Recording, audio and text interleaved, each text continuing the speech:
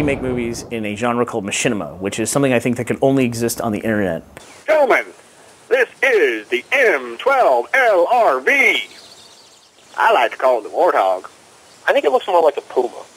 What in Sam hell is a Puma? Basically what it boils down to is that we use video games to shoot movies, because you have games like Halo now and World of Warcraft where they can render in real time. Like 1 second is 1 second. You can record on the fly, like you could pick up a video camera and record in real life. I mean, movies like Tron, that were some of the early movies in digital filmmaking, they couldn't see what they were working on. You know, they had equations on paper and graph paper, and then when they rendered it, they go, okay, that looks pretty good. In Machinima, we can go into a virtual place, set up our actors, have them run their lines, have them do their blocking, and we just record it all in real time, then take it into an environment and edit it. Being stuck in an ancient temple surrounded by mystic technology while being hunted by aliens from another planet? This is what I've been trained for? Okay, maybe not this specifically, but elements of this, which when combined and liberally interpreted, bear a close resemblance to this.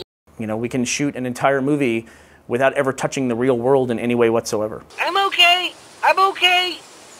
I'm not okay. You know, we made the movies for ourselves, really. And I made them for me and my friends, and that's really been a cool part about being able to distribute Red vs. Blue on our own, is that we made something that we thought we would like, and we did it to show our friends, and by showing it to our friends, we put it on the internet, and then we completely lost control of it, and it just went everywhere. So that's been part of the fun of the process, is, you know, we can go from early in my career where I had a movie that I finished, I worked on for a year, and then I spent a year after I made the movie taking it around to people, meaning executives or film festivals or whomever, you know, the gatekeepers, that you say, okay, I made this movie, I think it's great, we like it, do you think other people will like it? And then we had to go through that process of trying to get people to approve this movie to be watched by other people. Is this going to be one of those things where I have to turn my head and cough? Then I make Red vs. Blue, just something I make for my friends. I show it to my friends, they send it to somebody else, and suddenly there's no gatekeeper. The world's completely flat. And the people that want to see it, it just seems like it makes its way to them on its own. It was definitely a light bulb moment where we said, wow, we don't need anybody else. We can just do this on our own if we want to. This could be strategically advantageous. We can go straight from producer to the audience. And that's extremely powerful. I mean, that's a dream in a lot of ways. We don't really need networks on the internet. I mean, anyone can build a web page, anyone can host video. But there is a feeling that if I don't put my video up on YouTube, if I don't put my work on, say, Hulu or whatever the current flavor of the month is for video serving, no one's going to see it. But that's not the case, you know. Things on the internet, people are they're very passionate about showing other people and sharing their experience of something they like. Roger that. What did you find? It's like a thing. It's a big thing. It's purple. It's a big purple thing. Use your words, dude. You know, 30 years ago, you sat in a movie, you watched the movie, and you stood up, and that was it. It was an hour and a half, and that was your total connection to the movie.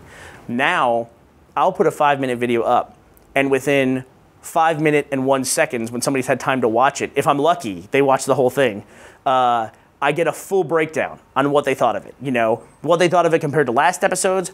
Sometimes I'll do minute-by-minute logs of what they liked or what they didn't like, and it can be a little overwhelming. You're a fucking idiot. That's not the reaction I expected. You know, to get, I mean, instant feedback the moment something goes out. And it kind of combines, you know, the audience, you know, the live performance of, say, theater where you'd hear the audience laugh or applaud, you know, you get some of that back. We're in the future.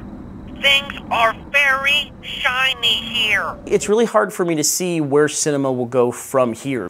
I think we're going to start to see, maybe not in movie theaters, but somewhere, the internet or television or whatever's coming down the road, we're going to see everybody's story that they want to tell, because there's going to be no barrier for them to stop and say, well, I can't do this. Maybe I'll do it next year. Let's move on. We're seeing things like 3D and, you know, now 3D for television as well at the home.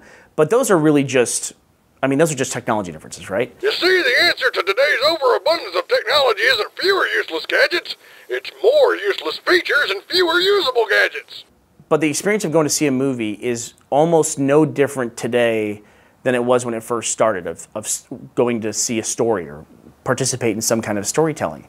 We can have the best home theaters at home, but you're still going to want to go watch The Hangover with a bunch of people who are going to laugh at all the jokes in The Hangover. You know, you're going to watch a horror movie or a thriller with a big audience, where you know you have a row of teenage girls who are just like screaming and going out of their minds. You know, that's part of the experience, and I think it's part of the fun.